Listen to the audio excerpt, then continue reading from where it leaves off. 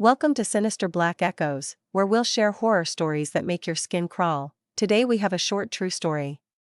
This story follows horror movie tropes where someone follows their curiosity but ends up regretting it. Stay tuned to find out what happens.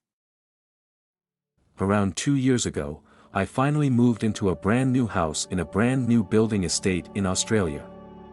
I was one of the first to have a finished building in the area and was elated to finally gain independence.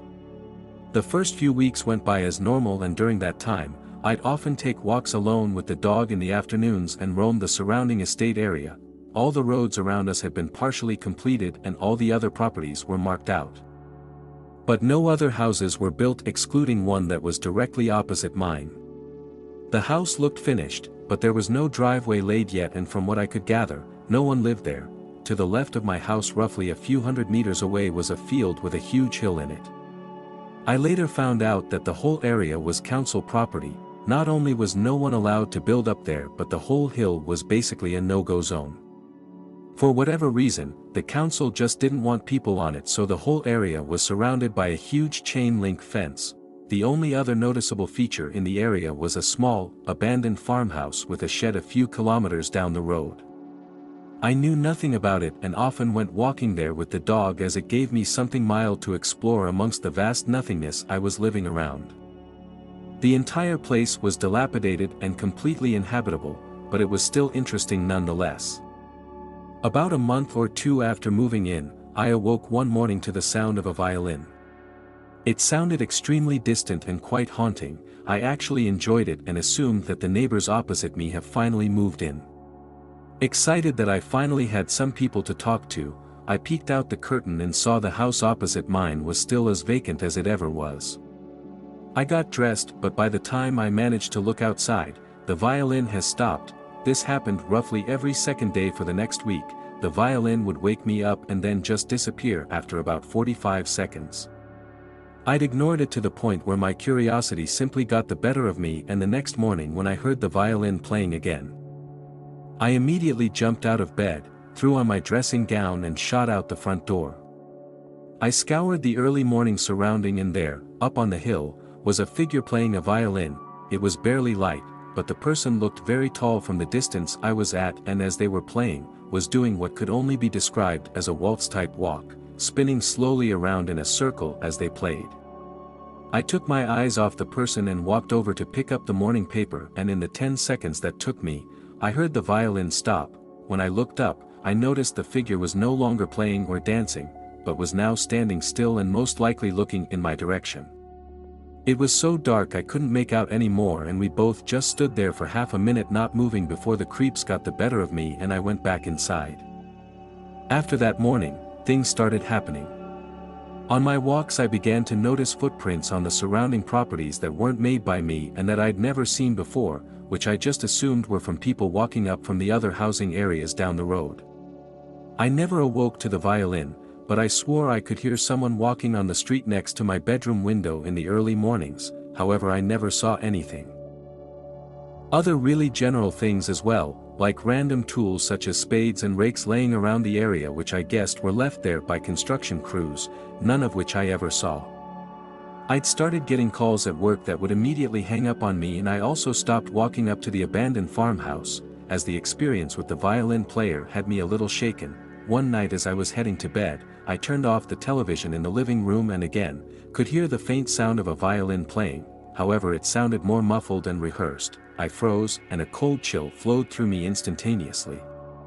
Considering that it was about midnight and not the usual time I'd hear it playing, I went to the front window and peeked out to see that there was a light in the house opposite mine. It was clearly a candle, as I could see the dim light flicker in the empty window, and the music sounded like it was coming from an old record player, but in the 10 minutes I watched, I never saw any movement inside the house. I moved away from the window sufficiently freaked out, and after another 5 minutes, I heard the music abruptly stop.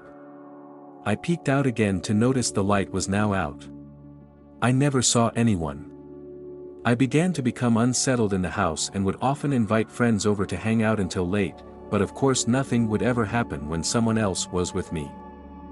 I never bothered to tell any of my friends, as without evidence, I figured they'd just give me shit about it and I'd just become more agitated.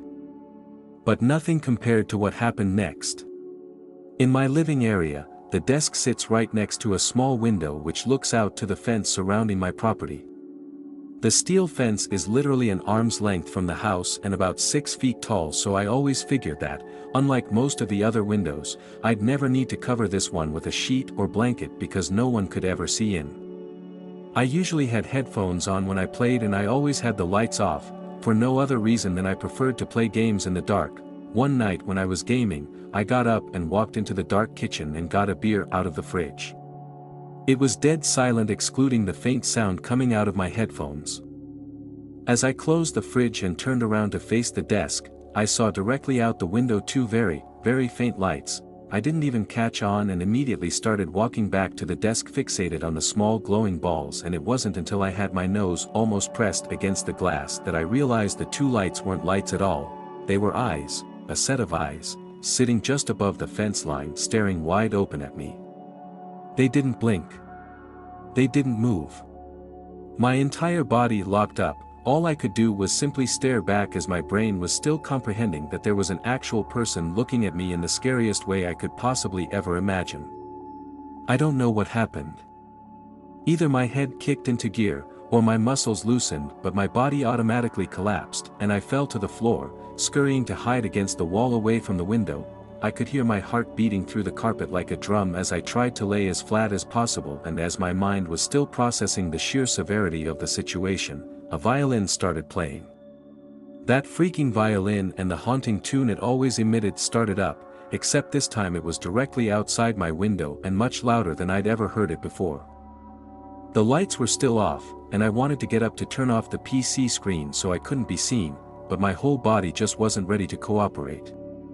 Not only was the sound of the instrument extraordinarily loud, but it sounded like it has been played with frustration, notes been missed frequently, and the strings screeching. The pace of it was getting faster and faster, and by this time, my dog Jeb out in the backyard had picked up on the situation and, registering an unfamiliar sound, gave one solitary, deep bark. The violin instantly stopped, and the house was finally dead silent excluding my headphones, which I could hear quietly working away. I was still frozen to the carpet, and it wasn't until Jeb gave a second menacing bark that I heard the figure outside the window start to walk away in the direction of my yard. Once that first footstep hit the ground, I instantly thought of the welfare of my best mate, and finally, my head connected with my extremities and my entire body kicked into overdrive. I leapt from the ground and slid across the laminated floor to the back door where Jeb was standing, staring into the backyard. I ducked to keep low and quietly unlocked and slid open the door. Usually doing so would notify Jeb that he was allowed inside, but when the door opened up, he didn't move an inch and was completely fixated on the pitch-black backyard. Everything told me not to go outside, but there was no chance I was letting anything happen to my dog, and I moved out onto the alfresco, moved behind Jeb, put my hand under his collar and attempted to back him toward the house. Jeb is a pure Labrador and weighs like a sack of sand, so when he doesn't want to move, it takes a sheer force to pull him in the direction you want him to go, and right now, Jeb wasn't going anywhere. I yanked at his scruff, and as I did, he emitted a bark like I'd never heard before, a deep, bellowing, freak you right off sound that elevated my nerves to an all-time high. We both just stood there, waiting for some form of reply, and I couldn't remember how long we both just froze there, but eventually I heard footsteps from around the side of the house begin to walk away.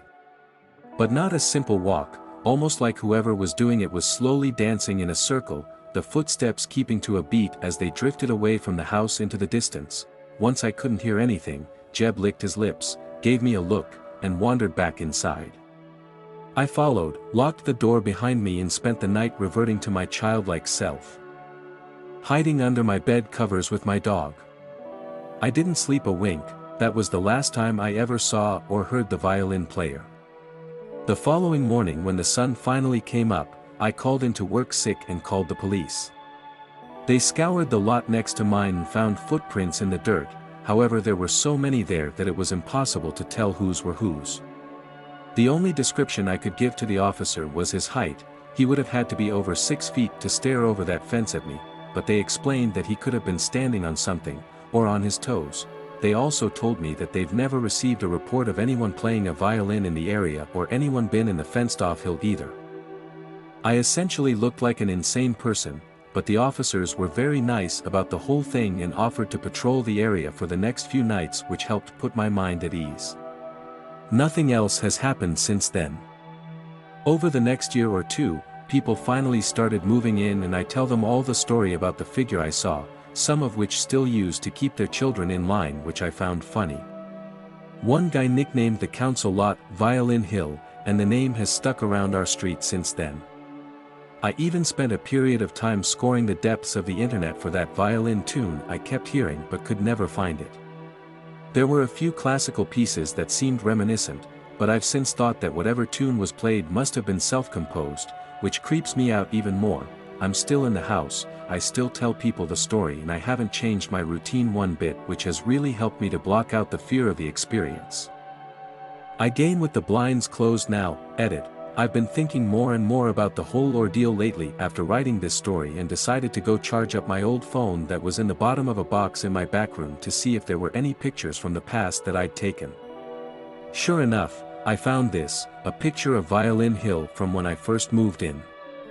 This was even before the rest of the connecting roads existed and there was just country surrounding me, and apparently broken toilets. People used to dump stuff up in this area because it was just so empty. From my very vague memory, the figure I saw was standing almost above that red and white post in between the trees on top of the hill. Like I said, they were very far away and the sun was only just coming up. The fence was also quite dilapidated and temporary when I moved in, but as more people started to arrive and the roads were laid down, the council put up a proper perimeter to block off the hill. Is it to protect the land they own, or something more? Hope this gave you guys a clearer image in your head. And that wraps up this video. To all of you who have followed along on this journey, thank you for joining us in this adventure. If you would like to hear more in the future, please like and subscribe. Your support and enthusiasm mean the world to us. Until next time,